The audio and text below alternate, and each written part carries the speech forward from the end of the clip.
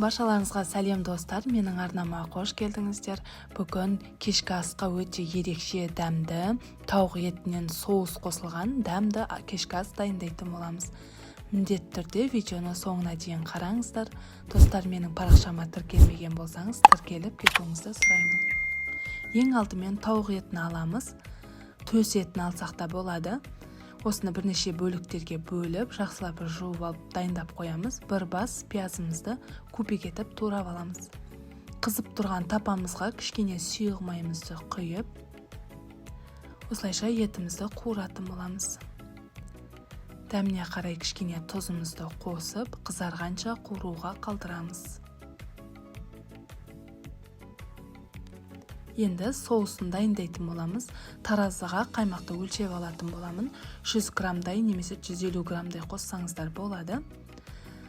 Оның үстінен үлкендеу болса бір бас, кішілеу болса екі бас чесногымызды күштен өткізетін боламыз.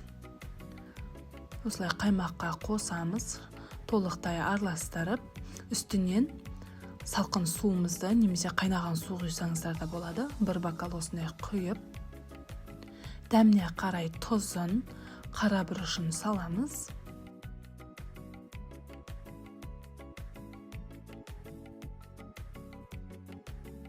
Осылайша ерігенше араластырамыз және бір қасық міндетті түрде ұн қосатын боламыз.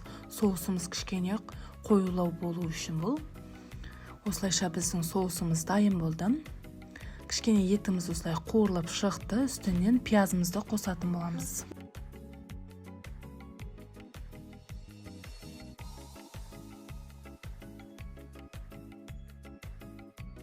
Пиязымыз кішкене осылай қызарып қуырылғаннан соң бетін жауып тағы да кішкене қуыратын боламыз.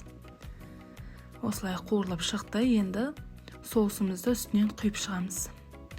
Барлығын құйып, бетін жауып тағы да 10 минуттай қайнататын боламыз. Гарниріне мен күріш қосатын боламын. Қалауыңыз бойынша кез келген өзіңіздің қалауыңызға қарай қоссаңыздар болады. Мен 2 бокал осындай күрішімді қосып, су мөлдір болғанша жақсылап жуып аламын. Енді күрішімізді салып, міндетті түрде осылай чайнегіміз қайнап тұруы қажет, ыстық су.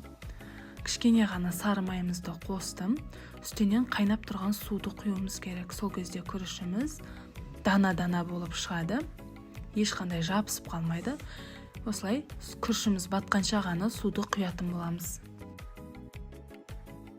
Жарты қасықтай ғана тұз қосатын боламыз. Осылайша бетін жауып 20-25 минуттай бетін ашпай су тартылғанша қайнатамыз. Енді соусымыздың үстінен осылай лавр жапырағын және менде мұзда қатырылған аскөк оны да қосамыз, тағы да бетін жауып 5 минуттай бұқтыратын боламыз.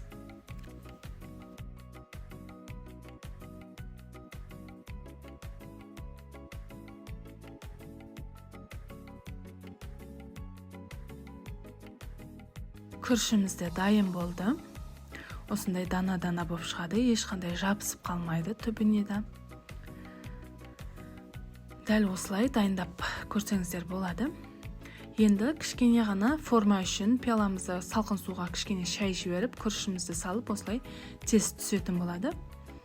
Осылай қалауыңыз бойынша сәндеп дастарханға ұсынсаңыздар болады. Кешкі асқа дәл осылай осы рецепт бойынша дайындап көрсеңіздер болады. Барлығы үйден табылатын заттар. Сізде дәл осылай дайындап көрсеңіздер болады. Достар, менің видеом ұнаған болса, маған тіркеліп, лайк басып, өз пікіріңізді қалдыруды ұмытпаңыз. Сізде дәл осылай дайындап көріңіз, ас болсын.